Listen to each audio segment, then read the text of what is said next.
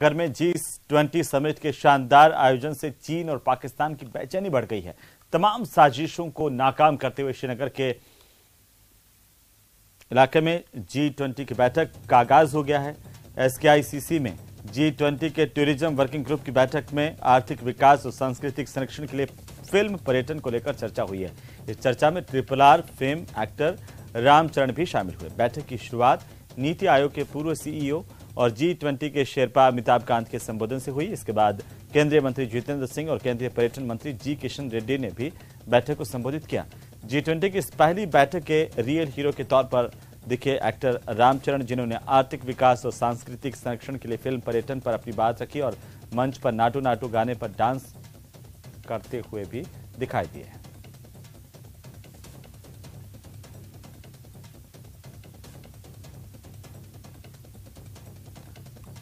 तो श्रीनगर में G20 की शुरुआत फिल्म पर्यटन को लेकर चर्चा के साथ हुई है। कश्मीर में फिल्मों की शूटिंग के इतिहास से लेकर सुनहरे भविष्य तक की बातें सामने आई। G20 शेरपा अमित कांत ने फिल्म कश्मीर की कली और हिमालय की गोद में फिल्म का जिक्र किया और कहा कि कश्मीर की खूबसूरती से फिल्मों के नाम तय होते थे। तो केंद्रीय मंत्री जितेंद्र सिंह ने उदाहरण देते हुए कहा कि कश्मीर में फिल्मों की शूटिंग से कई एक्टर स्टार बन गए। वहीं एक्टर रामचरण ने कहा कि अगर मुझे दूसरे देश से किसी को इंडिया में शूटिंग के लिए बुलाना पड़े तो कश्मीर को बुलाऊंगा। वहीं पर्यटन मंत्री ने कहा कि कश्मीर में बड़े पैमाने पर फिल्मों की शूटिंग होने वाली है। Bollywood became synonymous with Kashmir. Bollywood's romance with Kashmir began with movies like Kashmir Ki Kali, Himalaya Ki Godi Mein, and Jab Jab Phool Khile, and they captured the picturesque landscape of Kashmir. No romance in India was complete without Kashmir. And much later there was a film which became a household word in India. And I went and stayed in that cottage which was famous as the Bobby Cottage, because the Bobby film was shot in Gulmarg, and it became a household word in India. And later, more recently, if you look at it, there have been films like Laksh, there have been films like a huge variety of films like Laksh, Highway, Razi, Haldar, and many more have been shot in the state of Kashmir. There are over 370 films, 370 films which have taken permission to shoot in Kashmir, 370 films being shot here. And therefore, you will see a vast number of films being shot here, much like many Indian films are being shot abroad. वादी कश्मीर एक film का destination रहा है। बहुत सारे सितारे कश्मीर के नाम पर बने। शम्मी कपूर जैसे सितारों को तो कश्मीर का ही वरदान मिला। And this place has something magical. It draws people. It draws the attention of people. And no matter what we hear about Kashmir or whatever, this is such a surreal feeling when you come to Kashmir. It's been 95 years Indian film industry has begun. It will take another 95 years to explore Kashmir. Due to its unique beauty, the place has captured the imagination of filmmakers and artists throughout the years. Many famous Indian and international films and documentaries were shot in Jammu Kashmir last so many years. Over the next few days, our aim to revive film tourism not only in Jammu Kashmir like it is used to be in the past, but across India.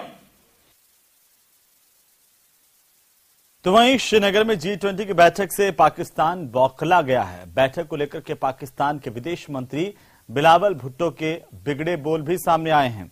Bilawal Bhutto ने POK की कथित assembly को संबोधित करते हुए कश्मीर राग एक बार फिर से अलापा है।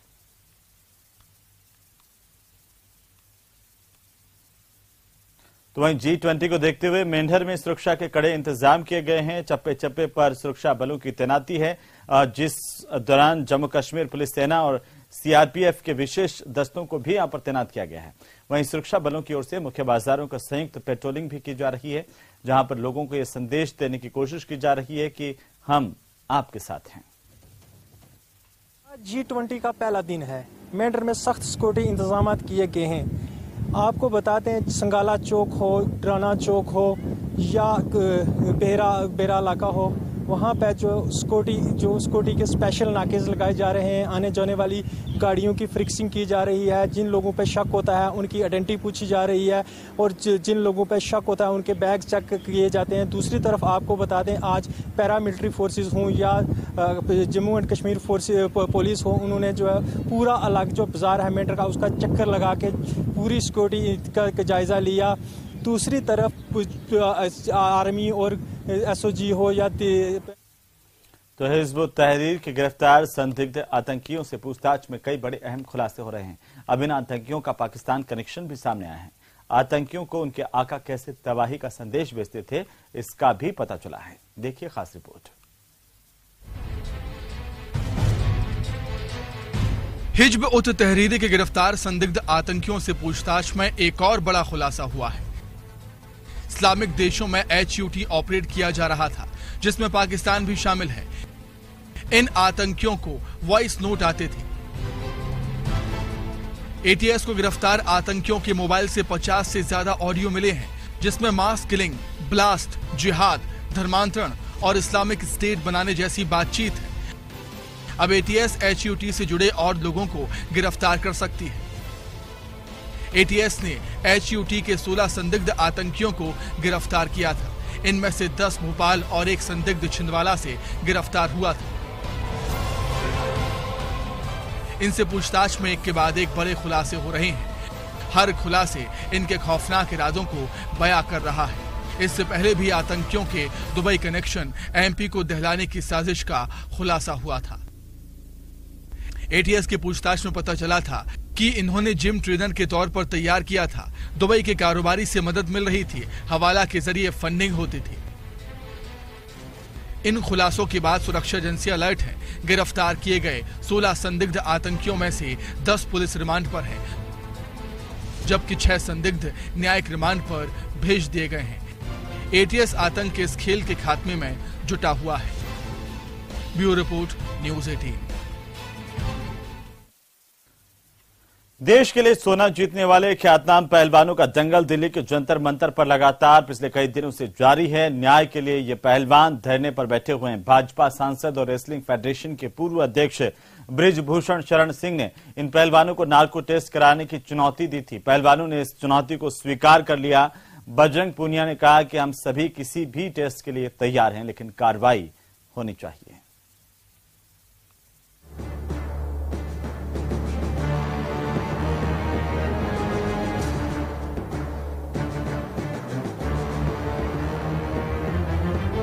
पहलवान बनाम बृजभूषण सिंह की लड़ाई अब नार्को टेस्ट पर आ गई है।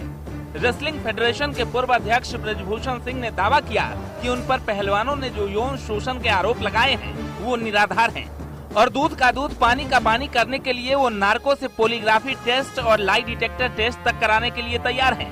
लेकिन उन्होंने एक शर्त भी रखी है कि अगर उनका टेस्ट होगा तो उनके साथ विनेश फोगाट और बजरंग पूनिया का भी यही टेस्ट होना चाहिए, जिसे रेसलर्स ने स्वीकार कर लिया है। तो अगर इनको लगता है कि नार्को टेस्ट से सच्चाई सामने आ जाएगी तो मैं उसके लिए तैयार हूँ। हाँ, जितने लोगों ने भी आरोप लगाए हैं इनके साथ और बजरंग पूनिया और विनेश और जिन जिन खिलाड़ियों ने आरोप लगाए हैं और हम केवल हमारे ऊपर लगाए हैं, तो इस पक्ष से तो केवल हम हैं और उस पक्ष से ये 7 है, 8 है, 9 है, 10 जो है तो सबकी जांच करा ली जाए। हमने तो पहले ही बोल दिया था कि भाई खिलाड़ी तैयार है, उनका नार्को टेस्ट करवाया जाए। और मैं मीडिया के माध्यम से यही बोलना चाहूंगा कि उनका नार्को, अगर वो रेडी है तो उनका नार्को टेस्ट करवाया जाए, माननीय सुप्रीम कोर्ट की निगरानी में हो और पूरा देश लाइव देखे उस चीज को कि उनसे क्या सवाल पूछे जा रहे हैं और क्या जो कंप्लेंट खिलाड़ियों ने दी है उनसे क्या सवाल पूछे जा रहे हैं। दिल्ली में जंतर मंतर से उठी आवाज के बाद बृजभूषण शरण सिंह को रेसलिंग फेडरेशन के अध्यक्ष पद से हटा दिया गया, लेकिन इंसाफ की लड़ाई अब भी जारी है। इसके लिए पहलवानों को खाप पंचायतों का भी समर्थन मिल गया है, जिसमें किसान नेता राकेश टिकैत समेत कई और किसान नेता लगातार पहलवानों की लड़ाई में साथ दे रहे हैं, जिसे ब्रिजभूषण सिंह ने साजिश करार दिया है। हालांकि पहलवानों की मांग अब भी ब्रिजभूषण शरण सिंह की गिरफ्तारी पर जा टिकी है। और जिस भी जगह हम जा रहे हैं इंडिया गेट पे, वहाँ हमारे शहीदों की जगह है और हम मर्यादा रखते हुए वहाँ कैंडल मार्च करेंगे। तो और पुलिस प्रशासन से भी, सरकार से भी निवेदन है कि जो भी आए, महिलाएं आए, जो भी हमारे चाचा ताऊ आए, उन्हें आने दिया जाए, क्योंकि हम शुरू से ही जो भी हमने किया है, हम मंदिर में गए, हम गुरुद्वारे में गए, हमने सब शांतिपूर्वक किया। ब्रिजभूषण के खिलाफ प्रदर्शन कर रहे रेसलर्स के सपोर्ट में खाप पंचायत ने फैसला लिया गया है कि 23 मई को इंडिया गेट पर कैंडल मार्च निकाला जाएगा। 28 मई को नए संसद भवन के सामने महापंचायत होगी। खापों की महापंचायत में महिलाएं शामिल होंगी। यानी पहलवानों की लड़ाई सिर्फ ब्रिजभूषण सिंह के खिलाफ ही नहीं, बल्कि इसे किसान नेताओं ने अपना सियासी हथियार बना लिया है।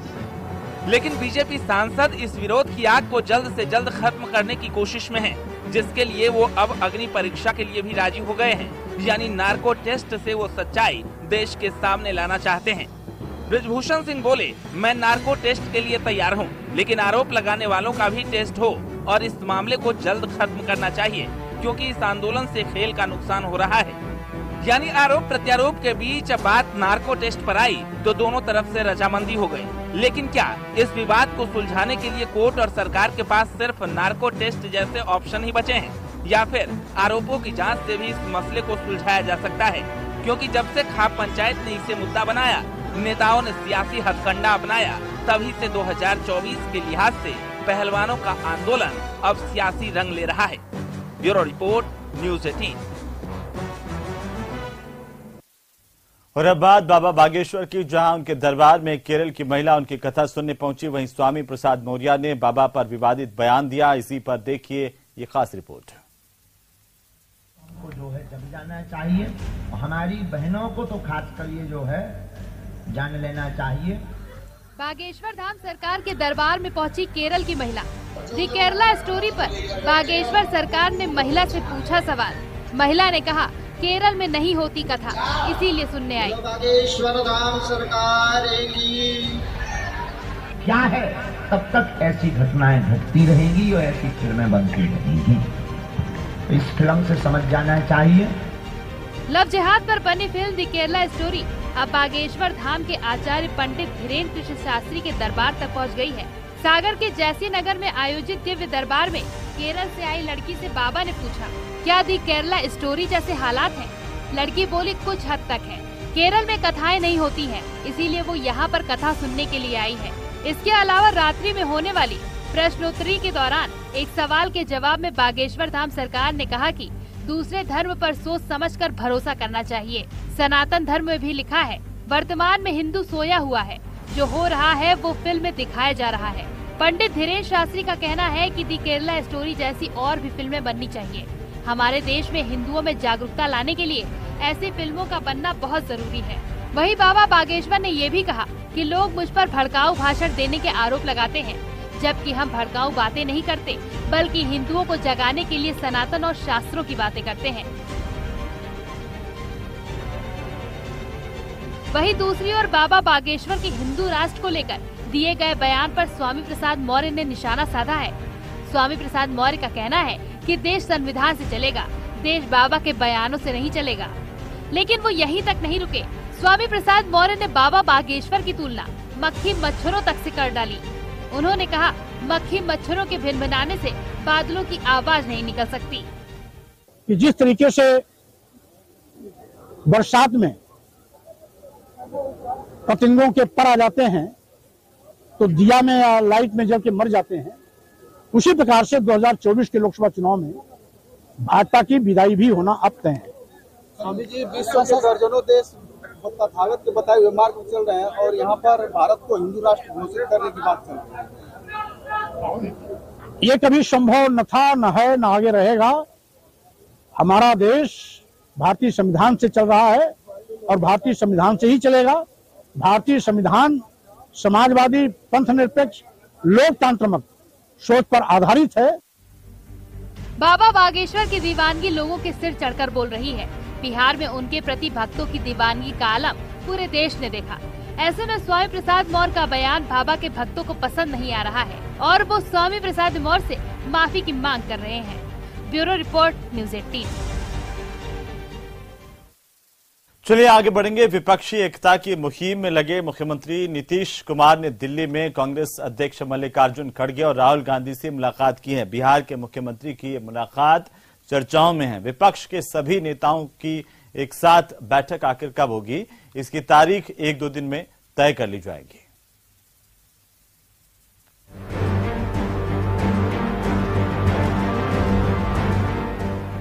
राहुल गांधी, मल्लिकार्जुन खड़गे और नीतीश कुमार। ये तस्वीर कांग्रेस अध्यक्ष मल्लिकार्जुन खड़गे के दिल्ली आवास की है। 40 दिनों में दूसरी बार बिहार के मुख्यमंत्री नीतीश कुमार ने कांग्रेस के राष्ट्रीय अध्यक्ष मल्लिकार्जुन खड़गे और राहुल गांधी से मुलाकात की। बैठक में जेडीयू के राष्ट्रीय अध्यक्ष ललन सिंह भी मौजूद रहे। इन नेताओं के बीच करीब 1 घंटे तक विपक्षी एकता पर चर्चा हुई। बैठक के बाद कांग्रेस के संगठन महासचिव केसी वेणुगोपाल और जेडीयू अध्यक्ष ललन सिंह मीडिया के सामने आए और बताया कि बैठक में विपक्षी एकता पर चर्चा हुई। एक साथ विपक्षी दलों की बैठक कहां और कब होगी, 1-2 दिन में तय हो जाएगा। ये 1 से 2 दिनों में तय करके आपको बता दिया जाएगा। मीटिंग कहां होगी, कब होगी, कौन कौन लोग उसमें आमंत्रित। नीतीश की मुहिम पर बीजेपी के फायर ब्रांड नेता गिरिराज सिंह ने तंज कसा है। गिरिराज ने कहा कि नीतीश कुमार व्याकुल भारत हो गए हैं। ये व्याकुल भारत है, तो व्याकुल भारत है, व्याकुलता के साथ भारत में घूम रहे हैं विपक्षी एकता। कौन सी विपक्षी? नीतीश कुमार की मुहिम पर चुनावी रणनीतिकार प्रशांत किशोर ने भी तंज कसा है। प्रशांत का कहना है कि नीतीश कुमार की स्थिति चंद्रबाबू नायडू जैसी हो जाएगी। नीतीश कुमार को बिहार की चिंता करनी चाहिए, अपना ठिकाना है नहीं। मैंने आपको वही कहा, जिस पार्टी का 0 MP है वो देश का प्रधानमंत्री तय कर रहा है।